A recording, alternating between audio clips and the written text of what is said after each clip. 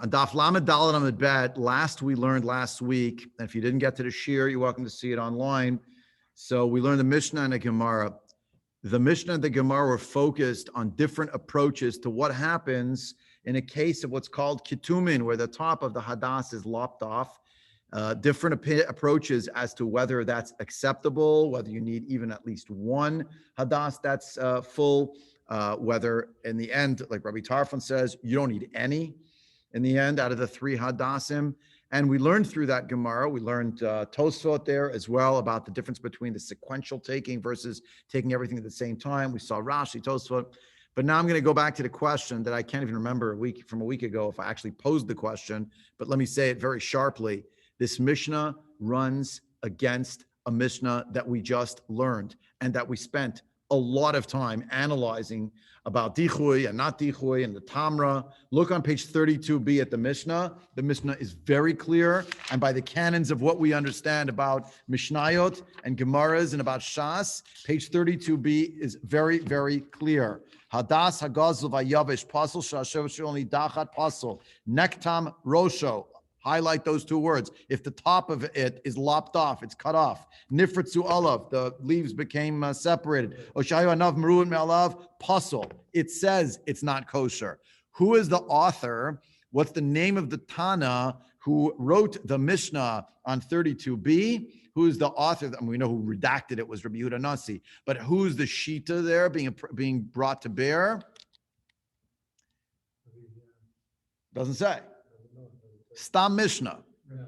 We have a principle in halacha that the halacha follows the Stam Mishnah. That's true throughout Shas. You open up the next Mishnah, just follow your eye, 32a, 33a, 33b, 34a, 34b. Rabbi Yishmael speaks. Then you have the Rabbi Tarfon, Rabbi Akiva. You have three Tanaim speaking. Not one of them just says, it was paskind already. So how could that be? How could it be that there is a Mishnah that is contravening that which we see in the Mishnah before it? You understand? Now, this is not just my question. This is a question that animated a great war in the world of the Rishonim.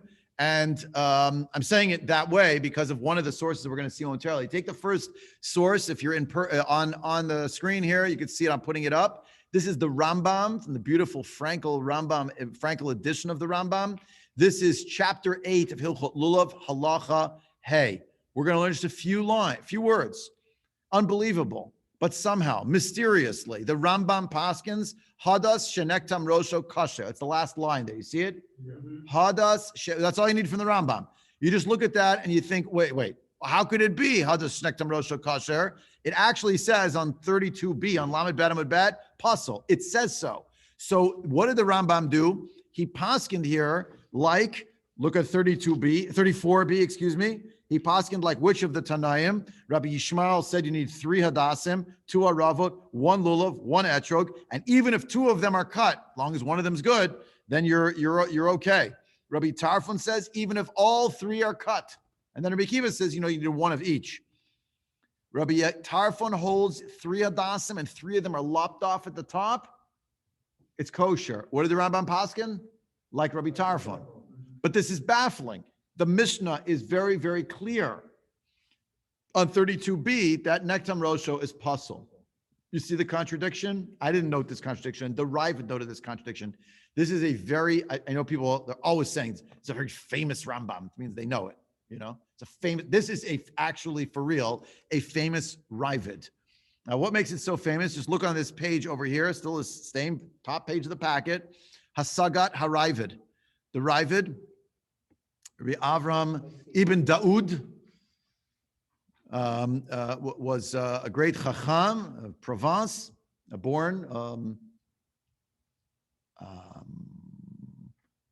1120, died 1197. There's 3 Ravads. He's Hasheni, he's number 2. A series of 3. This is the famous Raavad everyone talks about. There are others as well. There are 2 other people who have the same name. When you read this Raavad, you wonder if you've stepped out of a Gemara shiur and maybe into a shiur in Hasidus. It's very strange. The Raavad writes, Hadas Shenektam Rosho, Amar Avram, means he's going to speak. Kvar hofia ruach hakodesh beveit midrashenu. Ruach hakodesh appeared in our Beit Midrash mikama shanim already for a few years or a few years ago. Ve'elinu shehu pasul kistam mishnatenu. And based on the Ruach HaKodesh in our Beit Midrash, we know for sure that actually the net result here is we have to follow the Mishnah on Lamed Bet Amud Bet. V'divi Rabbi Tarfon, the words of Rabbi Tarfon, Sha'amar, afilu shloshtan ketumim kisherin. Even though we see that on 34b, the Raavad said what he said. Rabbi Tarfon said what he said. That's not what it means. It's inyan acherhu. It does not mean that nektam rosho is suddenly kosher. It can't mean that. It's impossible. It's impossible. Everything is made clear in our essay. And they gave me place from Shamayim. It's an expression that means basically I was inspired by heaven to be able to figure this out, or mina Shamayim, they enabled me to know this answer. What is going on here? Now, here we could take an off-ramp, which we will not take. I will not indulge my temptation. But a separate shiur would be a shiur in which someone would quote the very well-known Gemara, I dare say famous Gemara, involving Tanuro Shel Achnai, the Gemara Bava Metzia, Rabbi Eliezer, contra the rest of the Chachamim. And he is upping the ante about how correct he is, the rectitude of his position, culminating finally in, if I'm right, let a bat kol speak now. And of course, the bat kol says, Rabbi Eliezer is right, and all of you are wrong. What does Rabbi Shua, Amad Rabbi Shua Raglav, Amar, what do you say? Lo b'shamayim he. This is not going to be decided in Shamayim. Comes the Heilige Raavad, and the Raavad says to the Rambam, thank you for your opinion, but Ruach HaKodesh gave me the answer. I mean, it's just mind-boggling. A whole shiur right here on this Raavad, just trying to understand what is the Raavad talking about. How could this possibly be the case? So you should be aware that there is a tradition, not a small tradition, of Chachamim who davka say that, it's possible, in fact, that Ruach HaKodesh continues. The bat kol was still happening in the days of Rabbi Eliezer. Now, deciding a halacha based on it, that's a big issue. But it is well known that, let's say, Reb Chaim Vital claimed that the Arizal had Ruach HaKodesh. There's a sefer called the Magid Mesharim. It's written by Rabbi Yosef Karo, the author of the Shulchan Aruch, the Beit Yosef himself, and it purports to be the record of his dreams that he had, in which some kind of angelic being called a Magid appeared to him and was giving him Chidushay Torah. What's fascinating in that case, by the by, is that as far as we know, this did not decide halacha. It was drush, the Magid Mesharim. It was not halacha, right? Which is very strange. The Raavad should even indulge such a thing with this expression. Even without Ruach HaKodesh, doesn't Raavad have a strong leg to stand? Yeah. Yeah, why do you have to pull out? Art is pointing out, what does he have to say, Ruach HaKodesh? Just say, I have a very strong point to make, which is there's actually a Stam Mishnah in my corner. Rambam, you can say whatever you want, but Rabbi Tarfon is a deya that people are cholek on. And even from this Mishnah on Lamed Dalet, there are several views, and Rambam is selecting one. Right, and the Rambam adopts the view of Rabbi Tarfon, and it's very strange. I mean, it seems the Rambam is the one who's doing something different. Right, he is doing something difficult. That's the whole question. How could this actually be the case, right? How could this be the case? By the way, the Rambam was not the first to do this. The Rif codified according to Rabbi Tarfon as well. The Rif codified that way. Now, on the Ruach HaKodesh issue, I'll just say one last thing. According to the Marival, the Sheila Chuat Marival, the 16th century Salonican Gadol, Rav Yosef ben David ibn Lev, he says mamash. It means that the Raavad had Ruach HaKodesh. That's what it means. That's why he wrote it. That's how he got the answer. The Kapot Tamarim, and Achron, writing on his commentary on the on Masechet Sukka, says, look, it's not literal. It's just that he thought he had such a strong case to make. Larry, see your hand. Give me a minute. I have such a strong case to make. He said, it's Ruach HaKodesh, for heaven's sake. I mean, right? Meaning, I'm just saying it for emphasis. It's basically what you could call a guzma. It was hyperbolic language, and he invoked it. Now, the reason why this is a bit strange, the Raavad does use hyperbolic language in other places, but there aren't too many examples where he says, and Ruach HaKodesh gave me the answer here. The Chatam Sofer in She'er Tshuva, I saw quoted, or Chaim Reish Chet, that when it says that Ruach HaKodesh appeared in his Beit Midrash, it does not mean the Ruach HaKodesh of David HaMelech. It does not mean the Ruach HaKodesh of the Bnei Nevi'im. It means that the Ruach Hashem, the Spirit of God, comes upon those who study Torah for its own sake. They really felt that HaKadosh Baruch Hu was helping them in their Beis Medrash to figure it out. He didn't mean it in a supernatural way, according to the Chatam Sofer. He just meant Yahiv Chachamta L'Chakima. The wisdom comes to those who are already wise, meaning he's already in the parsha of being a person who's engaged in learning and engaged in Torah study, and they have a Beis Medrash. And therefore, it makes sense that he would say there's Ruach HaKodesh in our Beis Medrash. Why would he have to use that language? You could ask fairly, very simply, because the Rambam and the Rif and others had already codified like Rabbi Tarfon. And he's saying, but this breaks the canons of jurisprudence that we have. You can't be correct. I have a Stam Mishnah. Should have been a cholek on over there, but there was no chiluk brought up by anyone. No one is cholek. Okay, Larry, you've been so patient. Go ahead, please. Could you say he is giving attribution, Omer B'Shem Omro? To the Ruach HaKodesh. Yeah. Could you say he's giving attribution to Ruach HaKodesh? There's a study to be done. It has been done about the impact of Torah Hasod on the halachic system, where it makes inroads as minhagim and different things.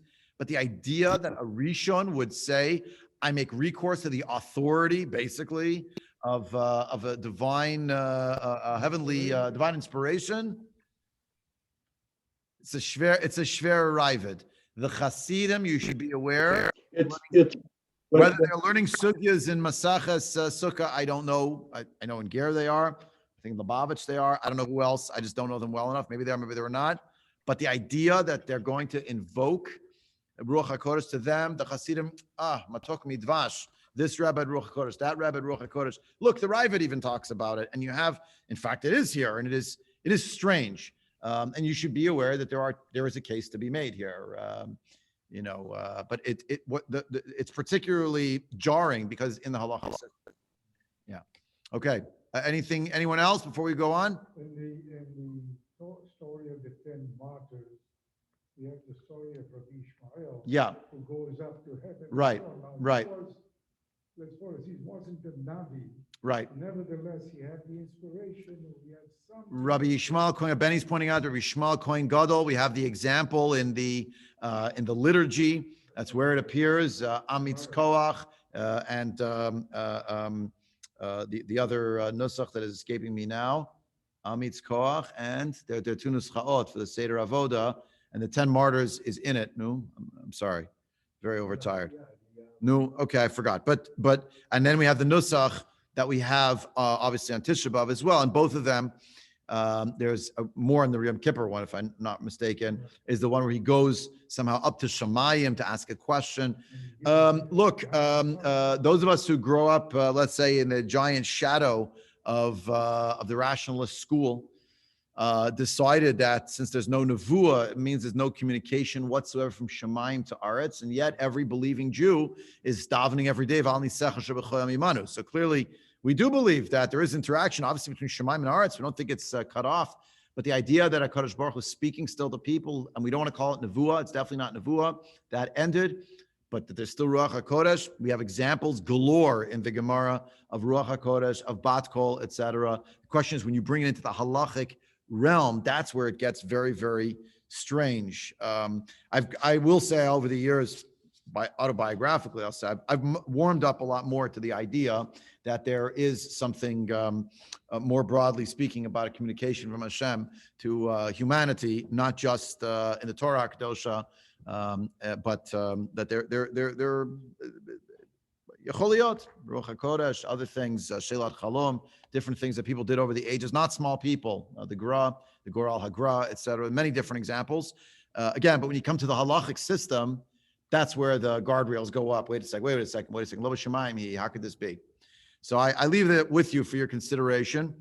The Raavad here made reference to his chibur. Now, people, when they learn the Raavad most accessibly, they find him as a critical gloss on the Rambam. But the Raavad wrote Sfarim. He wrote commentaries, the Chidushei Raavad, in back of various Masechtas, and he wrote the Balei HaNefesh, and he wrote various other Sifrei Kodesh, and he also wrote a Sefer, which is basically called Lulav Hagadol. Instead of Lulav Hagazol, Lulav Hagadol. It's about the third parak of Masachet, of our Masechta that we're in right now. So I'll put it up on the screen. It's the second page. This is an annotated edition. It's a 485-page work with footnotes, etc. This is the Raavad's Chibur. This is the halachic work that he wrote. Again, it runs to 485 pages because there's about 5 lines on the top that are actually him. And then Hadrat Rishonim is the attempt to unpack what he's talking about in his dense language. Okay. So on the back, if you're using the in-person sheet, it's the back of the Rambam, the first sheet in the back. Right? You got it? Okay. So it's pages and pages and pages on this subject. And he's actually making a halacha case. He doesn't mention Ruach HaKodesh. Why didn't he just say in one sentence, Ruach HaKodesh gave me the answer? We have a little bit of a sense that even though he used that language in the Mishnah Torah, again, he's battling the Rambam and the Rif on this, that he did have halachic arguments. So there are pages and pages. We don't have that kind of time, but he basically says the following. It can't be that suddenly the Mishnah threw caution to the wind and abandoned a basic principle. Therefore, there must be some distinction between page 32b and 34b. He engaged what is oftentimes known as this dialectical analysis that the Baalei Tosfot do. There's a thesis, there's an antithesis. We need to have a synthesis between thesis and antithesis. We have 2 different sugyas. The Raavad says, you know what I'm going to tell you very quickly, very quickly. V'achacham asher einav b'roshom and ot yud gimel yavo v'yireh ki haketumin she'am Rabbi Tav and Rabbi Yishmael einan ki ketumin sheshaninu b'rosh HaMishnah. Hada dahar kari lahu hatam daliot ve'od eichuchal adam afresh sugya kula al derech otan ketumin. So the Raavad basically says, and Ronnie, give me a minute, I'll take your question a sec. On 32b, the expression of the Mishnah, when it wants to talk about nektam, it just uses the 2 words, nektam rosho. And then through the Gemara, it assumes that we're using the expression nektam rosho. It's on 33a. It picks up nektam rosho, 33a to 33b to 34a. But when it gets to 34b, to the Mishnah on Lamed Dalet Amud Bet, here, says the Raavad, the expression changed from nektam rosho to the word ketumin. And the Raavad thought this was curious, that the Mishnah midstream from, remember, Mishnayot are just lined up one after the other. We see them broken up because we got Gemaras in the middle. Why they changed the language? The Raavad said there's a flag here. We need to unpack this. Ronnie, you have a question? Go ahead. It's a comment. He couldn't say there was Ruach HaKodesh because Lo B'Shamayim He. So even if he got it like that, he'd still have to explain it to the rest of the world. Yeah. Through logic. Yeah, sure. But the question is, why didn't you even mention it? Right. You know, so that's the curious part. But yeah, point well taken. So look at the back to the Raavad over here, second paragraph. Avaniya fareshit asugya al birur. Let me just explain it clearly. We talk a perush shalid barer l'chol mechin she'ein lintot mimenu yamin usmol gamit barer mimenu she'ein aktumim shalahem demel mishnatenu. The whole explanation, he says, I'm going to explain to you the whole sugya now, and it's going to be so clear, and you're going to understand that actually the word ketumin is not the same thing as nektam rosho. It's just not. And that's the key to the whole sugya. By the by, therefore, Rambam, you're wrong. Rif, you're wrong.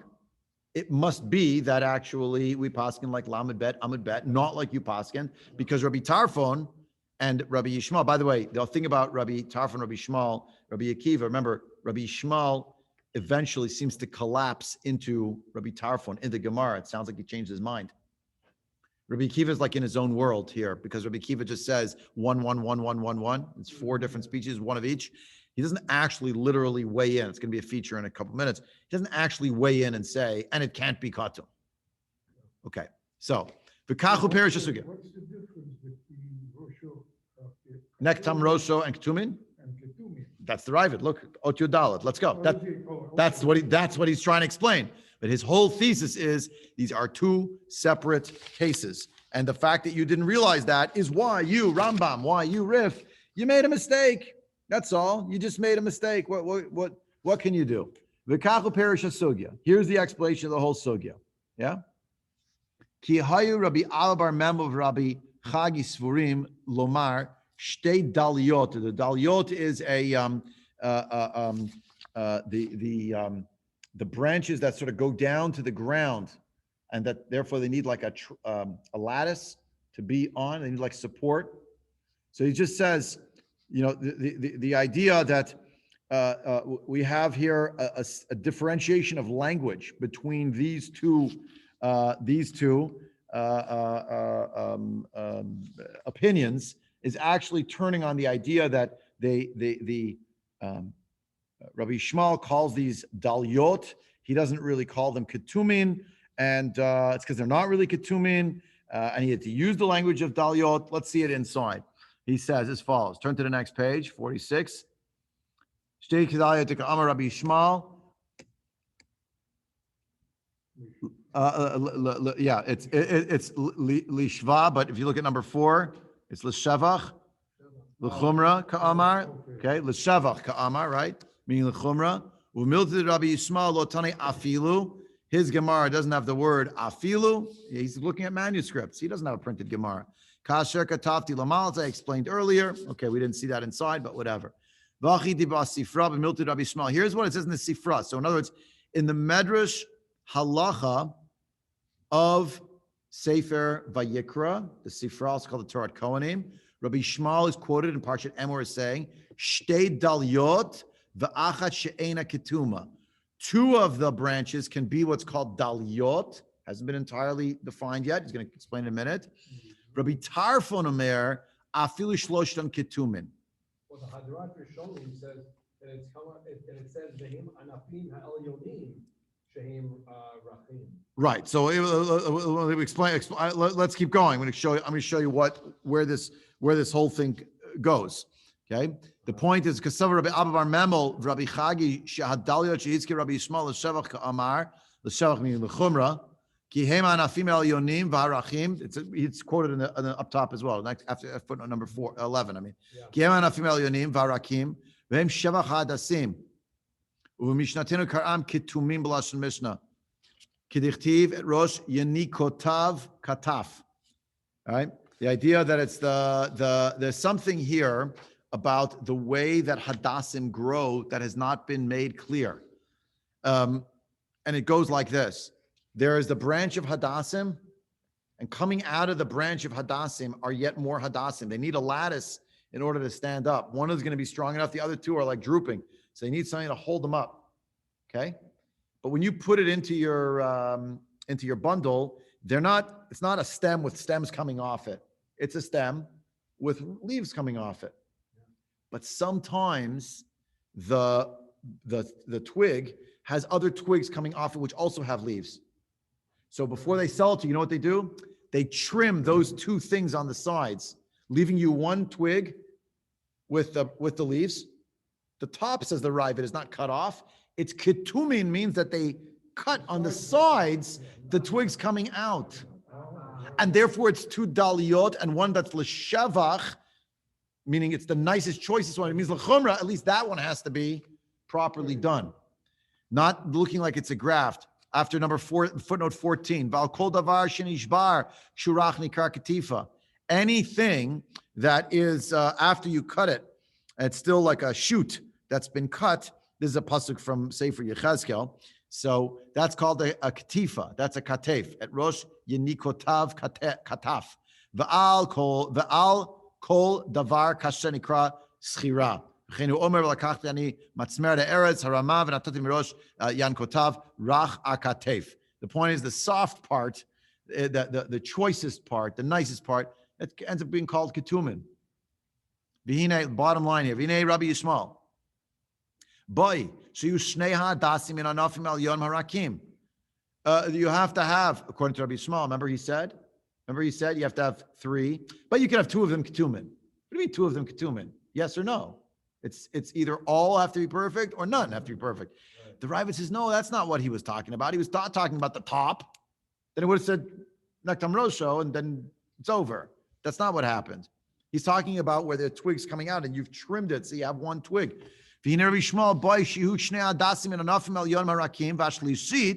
The third one, next page. Afal pi she'ena ketuma, kilomar, af al pi she'ena raka ela shenizbra min akasha sheba, kach hayadat elu hamakshim. That's what the questioners in the back and forth is going on about.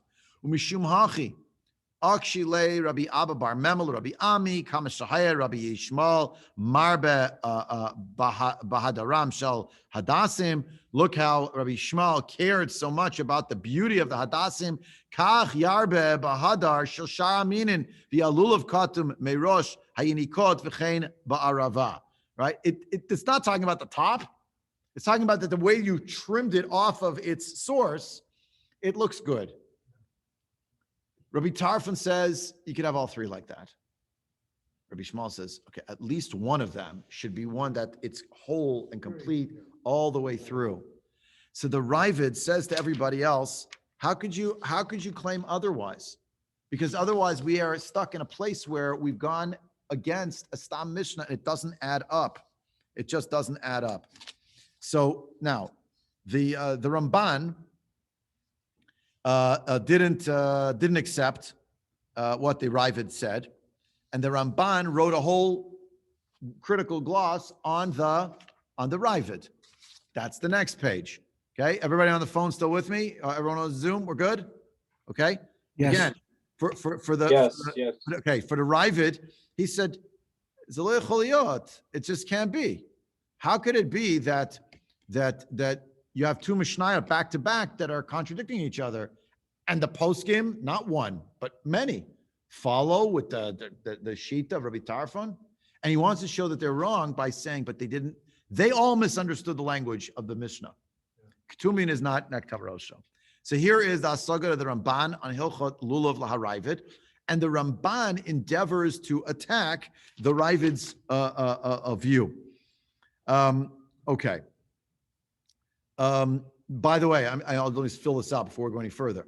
That's what Rabbi Yishmael's saying. I need 3 that are perfect, but if 2 of them are Ketumin, I'm still going to let it through. If 2 are Ketumin means that on the bottom, like they're missing part of the twig, not on the stem, but there are offshoots, and you're still Yotzei. You're still Yotzei.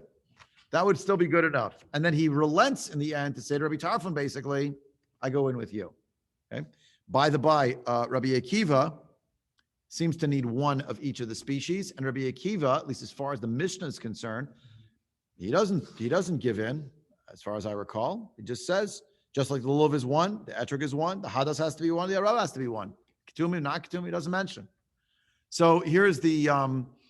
Again, the Ramban lives after the Raavad, but obviously Meimav who shoteh. So Amar Talmud Ra'iti Divrei Harav Zal Beferish Mishnah Zuz Shaninu Rabbi Tarfon. I'm sorry. Excuse me. Page the people on the phone already saw it. Page Yud Bet, the bottom left-hand corner. Inin Hadas Katum. Inyan Hadas Katum. Amar Tamid Ra'iti Divrei Harav Zal Beferish Mishnah Zuz Shaninu Rabbi Tarfon Omer Afilu Shloshton Ketumim V'Dacha Divrei Rabbeinu Hagadol Zal V'Arishonim Shekulim Mefarshim Ketumim Shinaktam Roshan. Okay, who's the Talmud? The Ramban. Who are the rabbis? The Rambam, the Raavad. Yeah. So he says, I saw that the Rav, in his explanation of the Mishnah that we explained, he pushed away the explanation of Rabbeinu Hagadol, means the Rambam, and the Rishonim. Shekulim Mefarshim Ketumim Shinaktam Roshan. With all the claims and the proofs that he brought in the Machberet in his notebook. V'yiskima dad harav upiresh ki haketumin hein hapeirot sheniktamu min hageza. Geza being the stalk or the root, and the peirot are the pieces sticking off. Yeah. The achad she'ena ketuma de boy Rabbi Yishmael she'geza shalem im peiruto. One of the stalks has to be complete with nothing no cuttings on markings on it. Page Yud Gimel, and you can see here, of course, it's a long page. We're not going to have time to see the whole thing inside, but at least you started to get a little bit of a flavor. Vani tamal in azeh. Im kain maru lachlok bahadas bipsul hapeirot halo katuv hakatuv tzavach bo anaf eitzavot v'ha'anaf hu hakatum hazeh umahu hashleimut shaya Rabbi Yishmael omer sheyakor ilan gadol shel hadas v'yitlenu latzeit bo v'adarava ba'arava shekatuv ba'arvei nakal hayalo markein v'yitol ilan shel arava shalem peirotav al hadas anaf kativ bei. When the Torah used the expression anaf eitz avot in the singular and then say arvei nachal, that presupposed that actually the having those extra pieces on it is actually part and parcel of what you're looking for, right? What's the shlemut of Rabbi Yishmael that he should think that really maybe two of them you should cut off parts of it?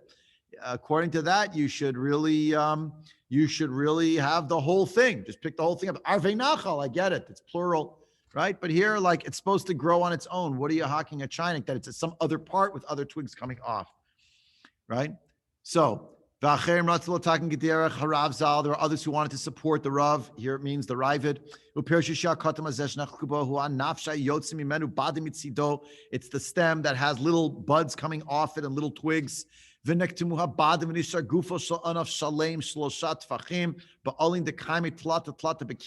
Every row has three little leaves coming off it, and they're lined up. They're still there, and that's all you need. Rabbi Yishmael posel. Still, Rabbi Yishmael was posel that to anaf shalem ba'inan v'lo yiktom mimenu lo badin v'lo alin. Shalem means not one little bit is cut off, except where you detached it from the ground on the bottom, but nothing on the sides, nothing on the top. Can be taken off. Rabbi Tarfon Hirschirbo, and Rabbi Tarfon thought that was okay. That's the machloket. That's they wanted to say. It's a little closer. If these were true, it would not. There would not be a mishnah that's a stam mishnah that says the word, that's calling them ketumin, and then it means something else. Says the Ramban Elah Shaktima Hazu B'Ktimat Haroshi. No, it's definitely at the top. Ukvar shanuha beferush. It was written that way explicitly. Just look at how this is taught. It's so obvious. Shahar Rabbi Akiva she'amar kishem shluv echad ve'etrog echad kach hadas echad ve'arava achat lo piresh klum b'ktima. Rabbi Akiva didn't say anything about ktima one way or the other. You would think he wants to weigh in. No. Umaru b'gemar lamar v'lidrosh lahu k'Rabbi Akiva demekel tfei tlata uktime shechiche chad v'lo katim lo shchiach de'amad Rabbi Akiva b'chad v'lo katim hi. For sure, in the end, Rabbi Akiva holds you need one stem and it can't be katum. It can't mean lo katum the sides. The Ramban says it's far fetched. Ela klafishi shanin bereish matitin bahadas nektam rosho pasul. It really does mean nektam rosho is pasul. Lafichach amrukain. Therefore, they said it this way. Shekol arbat meaning below katim at rosh ba'olahu mistama dematnitin ve'ein lahem kula bahadas yoter mishaminin ash tidrosh lahem ki Rabbi Tarfon. So basically, yes, there is a contradiction, but it's not really a contradiction because along comes the Rabbi Tarfon, and it turns out the Masorah tells us that in this case we're supposed to follow him. How's that? He goes on to explain it. I see the time is going, and we're going to all lose our. I'm going to lose my ability to focus. So I'll just read it from the notes. Since Rabbi Akiva was quoted as saying that you need one hadas, that's not katum, and according to his shita, he understands katum for sure as being the top being lopped off. So it can't be that Rabbi Akiva was going back to something from 2 pages ago, but Rabbi Yishmael and Rabbi Tarfon are talking about some other subject. Lo yitachen. They're all talking about nektam rosh, things being lopped off. But the Ramban says the issue here is that the difference when it comes to hadassim is that the nature of the hadas is that its leaves are covering the twig. So even if the top was cut off, as long as there are leaves that are still covering on the top, it's still going to have its element of hidur, and it's good enough, and it's a kosher hadas. What was all the other discussion before in the Gemara Lamed Gimel Lamed Aleph 33a, where the top got cut off with a tamra, that's that little nub that grew on the top of it. That's where there aren't leaves all the way to the top. That's where it was cut off so much that it's not visible. It must be that here we're talking about something where it's still covering the top and you can't tell that it's missing. The problem is, says the Ramban, he goes on to say that the way of Hadassim is that they get dried out at the top and the top leaves start to fall off first. So we see that as the Gemara describes, talks about Shmuel, in Shmuel's place where he lived, they brought Hadassim from far away, and most of them were actually Ketumim. Most of them had this problem. But generally, if that's not the case, then we wouldn't have to rely on this Rabbi Tarfon. We really would rely on the way the Stam Mishnah went. That Nektam Rosho, you really shouldn't use. However, the Rambam does paskin that, we follow Rabbi Tarfon. The Rif paskins, we follow Rabbi Tarfon. The Yereim, the Baal Yereim says that Lechatchila, you should follow Lamed Bet Amid Bet, Nektam Rosho's puzzle. But B'di'evet, you could follow our Mishnah. When you open up the Shulchan Aruch, I didn't give you the Shulchan Aruch. When you open up the Shulchan Aruch, Taf Reish Men Vav, it's astounding what the Shulchan Aruch does. The Beit Yosef writes, I'll just read you the line, Hadas Shenektam Rosho Kasher. Opens, Taf Reish Men Vav, Dine Hadas. Hadas, where the top was cut off, is kosher. Says the Mishnah Berurah, tells you here, Hainu Ha'etz. Okay. It means Nektam Rosho means it has to be the twig is missing part of it. But the leaves, that's not what it's talking about. That's not Nektam Rosho. And you should look at Siman Yud further along. In this Siman, Seif Yud, excuse me. Then the Mishnah Berurah writes the following. See in Seif Yud, even though it says here that it's kosher, Nektam Rosho, Shemevi machloket, but really there's a machloket with this. Levishi Shnei Sifim Rishonim Ha'elu Hu Lashon HaRambam. It means Seif Gimel Ve'elu Hu Lashon HaTur. The Beit Yosef was writing L'havdol Fe'avdalat in his Shulchan Aruch was the Sparks notes of the Beit Yosef, a voluminous commentary on the Tur. So the beginning of the Shulchan Aruch, he's quoting verbatim from the Rambam, and from Seif Gimel onward, he's quoting from the Tur. So here he followed the Rambam. But when you flip 2 pages, you go to Seif 10, Seif Yud, Nektam Rosho Kasher, Afilu Lo Alta Botamra. Even if the tamar, the little nub, didn't grow in the top, it's still going to be kosher. V'hu adin liyavesh rosho. It's also true if the top gets dried out, based on the Ramban. But then he writes the following. The Shulchan Aruch writes this: V'yesh poslin b'nektam rosho. But you should be aware that there are those who are posel if the top is missing. Who said that? The Raavad said that. Says the Rama. The Rama adds to this. Haga, v'tov lahachmir b'makom she'afshar ba'acher. You really should be machmir. You really shouldn't. Yeah. So and then he writes v'lo mikri nektam ela im niktamu ha'etzim, based on the Ran. Nektam really means where the eitz, the twig itself, is missing a part at the top, not even the leaves. Interesting. Yeah. Now Rashi on our blot on Lamed Dalet Mebet, let's close with this. Rashi says that the 3 Ketumim based of the Rabbi Tarfon, the basic understanding that it means like Nektam Rosho, the Rashi, does say that it's because in Hadas you don't need Hadar. There's no need for Hidur. The Meiri asked the question against Rashi. He said, yeah, how come in 32b, the first clause of the Mishnah is Yavesh, Hadas Yavesh is Pasul? Isn't that a psul of Hidur? Obvious? So the Meiri answered that Hadas, if it dries out, the problem is it is going to crumble in your hands. It's not going to stay attached. But a lulav that's yavesh, everyone has a dried out lulav by Pesach time. It's not falling apart necessarily. It could be, but not going to necessarily. It's harder branches, and therefore it's not that it doesn't exist. It's the issue for the lulav for sure is a hadar problem. But when it says lulav hadas hayavesh, it doesn't mean it in terms of hidur. It must mean it in terms of it's going to literally fall apart on you. The Ramban gave another answer to this.